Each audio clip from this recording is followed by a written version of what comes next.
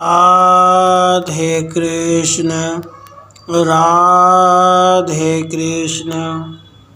वानावत में पांडवों का स्वागत, पुरोचन का सत्कार पूर्वक उन्हें ठहराना, लाक्षागृह में निवास की व्यवस्था और युधिष्ठिर एवं भीमसेन की बातचीत।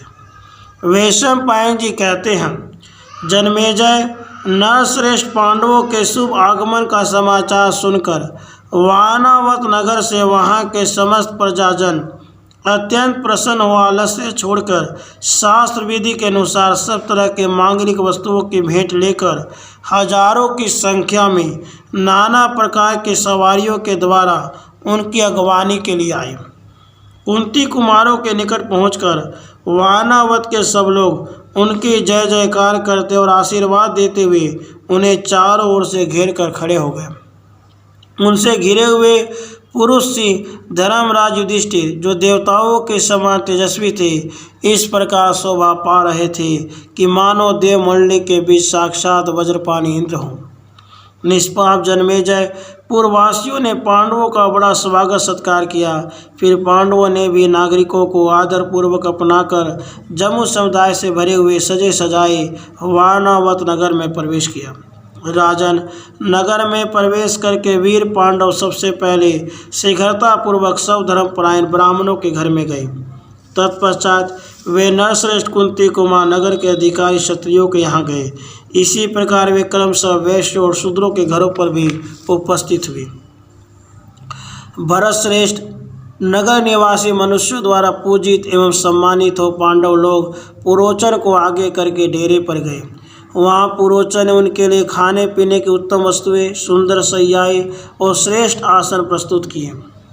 उस भवन में पुरोचन द्वारा उनका बड़ा सत्कार हुआ। वे अत्यंत बहुमूल्य सामग्रियों का उपयोग करते थे और बहुत से नगर निवासी श्रेष्ठ पुरुष उनकी सेवा में उपस्थित रहते थे। इस प्रकार वे बड़े आनंद से वहाँ रहने लगे।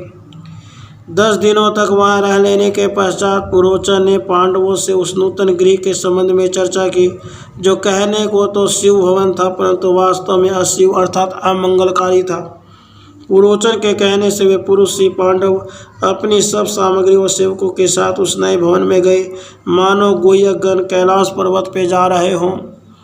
उस घर को अच्छी तरह देखकर समस्त धर्म माताओं में श्रेष्ठ युधिष्ठिर ने भीमसेन से कहा, भाई, यह भवन तो आग भड़काने वाली वस्तुओं से बना जान पड़ता है। शत्रुओं को संताप लेने वाले भीमसेन, मुझे इस घर की दीवारों से घी और लाह मिली हुई चर्बी की गंध आ रही है, तस्पष्ट जान पड़ता है इस घर का निर्माण अग्नि दीपक पदार्थों से ही हुआ है। गृह निर्माण के क्रम में सुशिक्षित एवं विश्वसनीय कारीगरों ने अवश्य घर बनाते समय सन, राल, मूंज, बलवज, मोटे तिनकों वाली घास और बांस आदि सब द्रव्यों को घी से सींचकर बड़ी खूबी के साथ इन सब के द्वारा इस सुंदर भवन की रचना की है।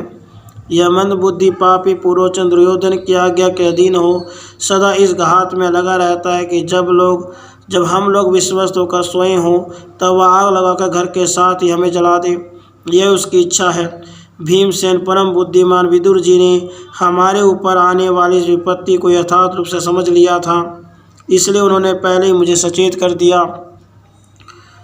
विदुर जी हमारे छोटे पिता और सदा हम लोगों का हित चाहने वाले हैं, अतः उन्होंने स्नेह व संबुद्धिमानों को इस अशिव अमंगलकारी गृह के संबंध में, जिसे दुर्योधन के वशवर्ती दुष्ट कारीगरों ने छिपकर कौशल से बनाया है, पहले ही सब कुछ समझा दिया है।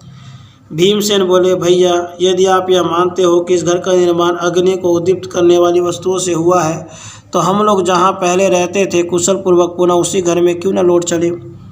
युधिष्ठिर बोले, भाई, हम लोगों को यहाँ अपनी बाह्य चेष्टाओं से मन की बात प्रकट न करते हुए और यहाँ से भाग छूटने के लिए मनोअनुकूल निश्चित मार्ग का पता लगाते हुए पूरी सावधानी के साथ यहीं रहना चाहिए।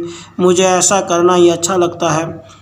यदि पुरोचन हमारी किसी भी चेष्टा से हमारी भीतरी मनोभाव को ताड़ देगा तो वह शीघ्रतापूर्वक अपना काम बनाने के लिए उद्यत तो हमें किसी न किसी हेतु से भी चला सकता है। यह मूढ़ पुरोचन निंदा अथवा धर्म से नहीं डरता एवं दुर्योधन के वश में होकर उसकी आज्ञा के अनुसार आचरण करता है।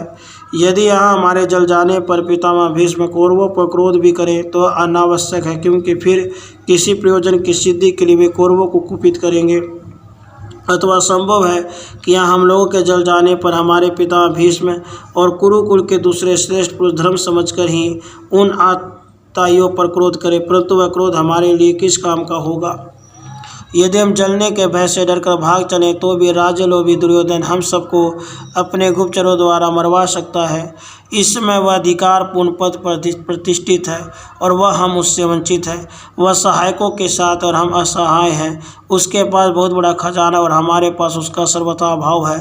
अतः निश्चय ही वह अनेक प्रकार के उपायों द्वारा हमारी हत्या करा सकता है।